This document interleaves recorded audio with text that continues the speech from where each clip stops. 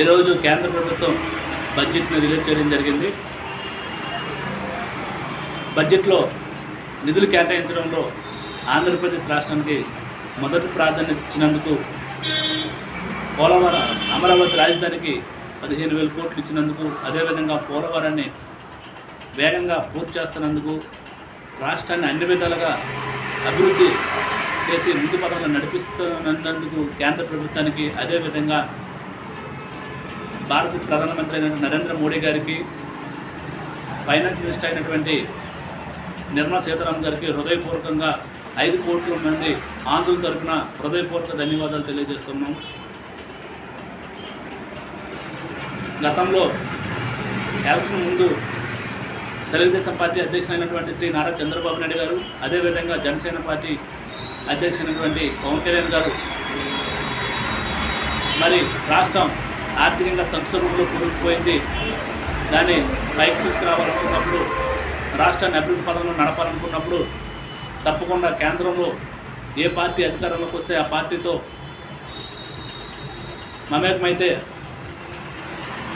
రాష్ట్రాన్ని ముందు పదంలో నడిపించుకోవచ్చని ఆలోచనతో, ముందస్తు ఆలోచనతో, మంచి నిర్ణయంతో మరి ఆ రోజు దేశంలో బీజేపీ పార్టీ మూడోసారి కూడా అధికారంలోకి వస్తుంది కాబట్టి ఎన్డీఏ కూటమిలో మనం ఎన్డీఏ కూటమిలో చేరితే ఆంధ్రప్రదేశ్ రాష్ట్రాన్ని అభివృద్ధి పదంలో నడిపించవచ్చని, ముందుకు తీసుకెళ్ళవచ్చని, రాష్ట్రాన్ని ఒక ఆర్థికంగా బలోపేతం చేయొచ్చని ముందస్తు ఆలోచనతో మరి ఆ రోజు చంద్రబాబు నాయుడు గారు, అదేవిధంగా పవన్ కళ్యాణ్ గారు తీసుకున్న నిర్ణయం ఈరోజు బడ్జెట్లో మనకి ఆంధ్రప్రదేశ్ రాష్ట్రానికి మొదటి ప్రాధాన్యత ఇచ్చినందుకు మొదటి ప్రతిఫలం అనేది దక్కడం జరిగింది. కాబట్టి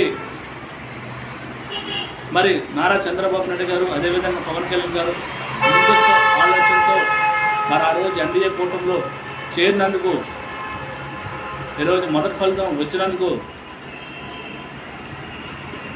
మరి ఆంధ్రప్రదేశ్ 5 కోట్ల మంది ప్రజలతో తరఫున కూడా మీకు హృదయపూర్వక అభినందనలు తెలియజేస్తున్నాం. ఈరోజు గత 5 ఏళ్ళు కూడా 151 సీట్లు వైసీపీ ప్రభుత్వానికి ఇవ్వడం జరిగింది.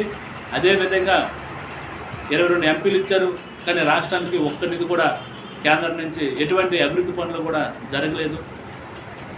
ఈరోజు వచ్చిన వెంటనే దేశంలో మరి ఆంధ్రప్రదేశ్ రాష్ట్రానికి బడ్జెట్ నిధుల్లో కేటాయించడంలో మొదటి ప్రాధాన్యత ఇచ్చినందుకు నిజంగా మరోసారి ఆంధ్రప్రదేశ్ రాష్ట్రానికి రాష్ట్ర ముఖ్యమంత్రి అయినటువంటి శ్రీ నారా చంద్రబాబు నాయుడు గారి మరియు జనసేన అధినేత అయినటువంటి పవన్ కళ్యాణ్ గారికి వాళ్ళ యొక్క ఆలోచనలకి నిజంగా సెల్యూట్ చేయొచ్చు.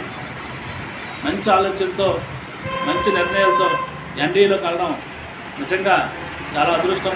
ఈరోజు రాష్ట్రానికి మంచి